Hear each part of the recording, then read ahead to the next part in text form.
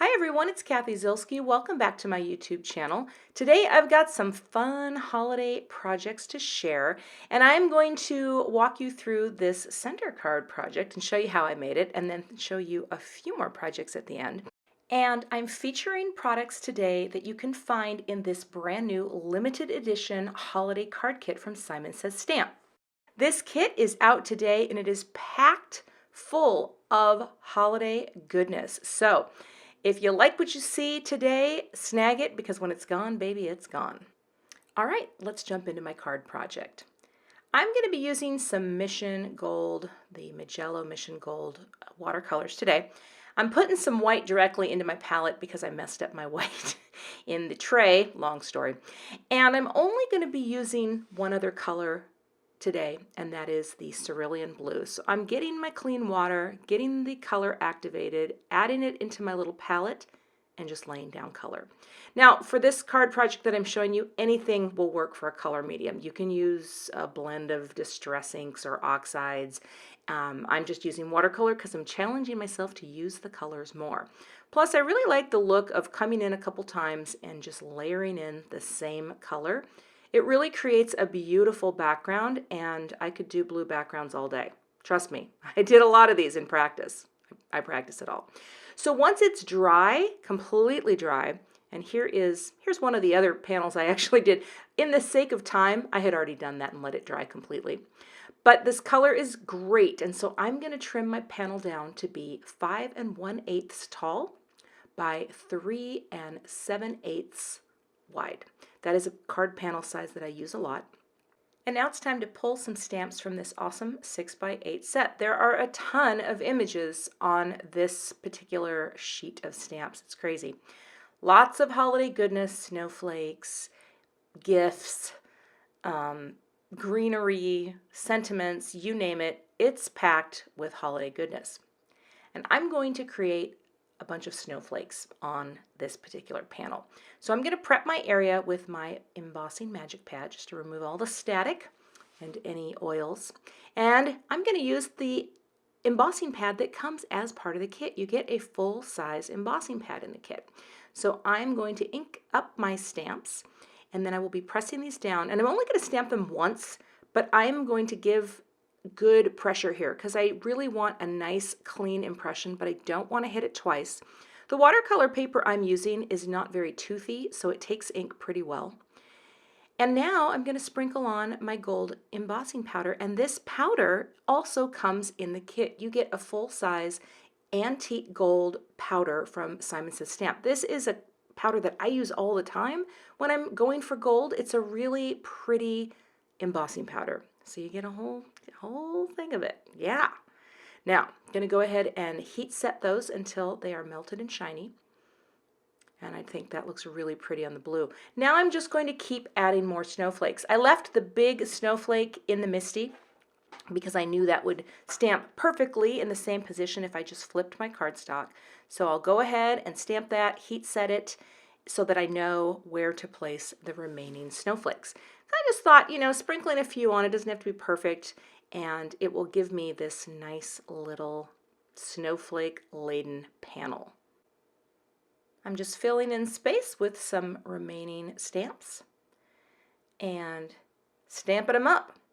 There really are a lot of images in this set, and I just think there are so many things you could do with this. I think that's true with any stamp set, but I was just really shocked at how much stuff comes in the set and all of the things that potentially could be done with them. This is just one.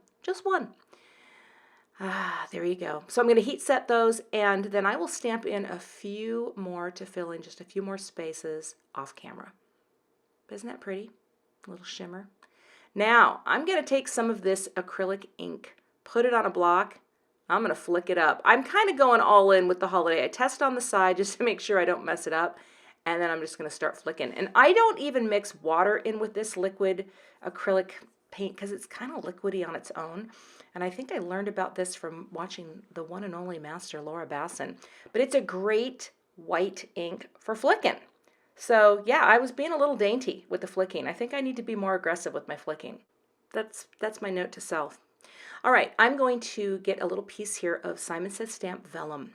and I am going to stamp the Merry Christmas sentiment onto the vellum because I just think this will be kind of a cute look. So I'm going to ink that stamp up, give it a nice little press down, quick and easy, and then sprinkle on more of the gold powder. And having that clothespin, you know, it's nice. You can tap the clothespin and not the vellum so you don't bend your paper at all because it's a little bendy. See that? But it heat sets so quickly. Just boom, just like that. And there we go. We have a Merry Christmas. Now I'm going to position that over the panel now that the little paint has dried on there, the little snowflakes. And I'm just going to use some dot runner here. Place some down and then just fold that over and press. And then repeat that for the other side. I just want to make sure it's lined up. That looks pretty good. And again, more dot adhesive and press. Now I'm going to add a piece of fun foam to the back of the watercolor panel. I like fun foam because it just creates this nice even dimension. And I will adhere that onto the back. I use scrapbook adhesives tape runner for that because it's really strong. And look at that, huh? Okay, setting that aside, and now I'm going to use this cool poinsettia background that comes in the set, this full-size background red rubber cling stamp. It's gorgeous. Okay, it's gorgeous. Now I'm going to take some of the craft cardstock from the kit, and I like to tape the cardstock to the MISTI door and put the stamp inside the MISTI. I just get better results that way. So I'm going to ink that all up, because what it lets you do is you can press your paper down into the stamp, and it just seems to give me a better impression. So this is how I like to do it. Now I stamped the first one, took a look there, and it looked a little light just right in that area. So again, the beauty of the MISTI, nothing is moving because my cardstock is taped down. I'll just stamp it again and get a better impression. Now here's what's cool. Because I have that tape, it serves as a handle. I feel like I'm one of those, like I'm on one of those commercials where, and it's a handle too, but it's kind of cool because I've already trimmed this panel, okay? The panel is trimmed to fit a card base. So it's 4 1/4 by 5 1/2. I didn't want to, I could have stamped it on a bigger piece of paper, but I didn't. And so there you go. So this gives me a handle to hold on to. Now it was a little wobbly at first. I was like, oh, I hope this doesn't go flying across the workspace, but it didn't. That tape held, and I was able to quickly go over everything and melt it all, and look at that result. Isn't that pretty? It's just on a craft card base. It just looks really luxe to me. I really love how that turned out. So I'm going to create the card base now. Just take a piece of white cardstock. This is the Neenah Solar White 110. And add some dot runner, and then I just use my Score Buddy. I used to do this in my MISTI, but the Score Buddy is great for this, just to quickly line up your panel onto your card base, just like that. Isn't that cool? No fuss, no muss, all lined up. Makes me so happy. Now I'm going to use some liquid adhesive to adhere the panel, and I like to put a little heart in there because that just adds a little extra love. And I'll position this on that lovely shiny card base. And even though you only see a little of it, which is kind of a shame, I know, I'm covering up that beautiful background stamp, but look at how nice that is with just that little bit on the edges. Okay, I want to show you another project, but part of the kit is this ginormous ephemera pack from Tim Holtz.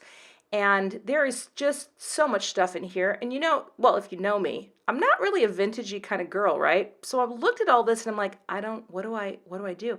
And I thought, Kath, just keep it simple. Just keep it simple. Look at this cute card. So there was this Shine Bright ornament panel in the kit, and I did the same thing. I took that background stamp, created this pretty shiny background, but I have some of these ornaments. I'm like, I collect Shine Bright. So when I saw that in the kit, I thought there are so many ways you can take any number of these pieces and turn them into an entire card project. You know what I mean? I just think if you're into the vintage, it's like a vintage lottery. So another thing that comes in the kit are some tags, and I decided to take that red rubber cling poinsettia background, stamp it onto my tag, emboss it, and then I stamped just a couple of the ornaments from the stamp set and fussy cut those to create this little tag project. and I created a little embossed circle to cover up the hole on the tag. But yeah, these are just a few projects from this kit, so I hope you enjoyed seeing what I created, and I think there are a lot of things that you can do with this kit, but again, it is limited edition, so if you like what you see, go ahead and order it today. And I appreciate you for stopping by and watching, and I hope you have a fantastic day.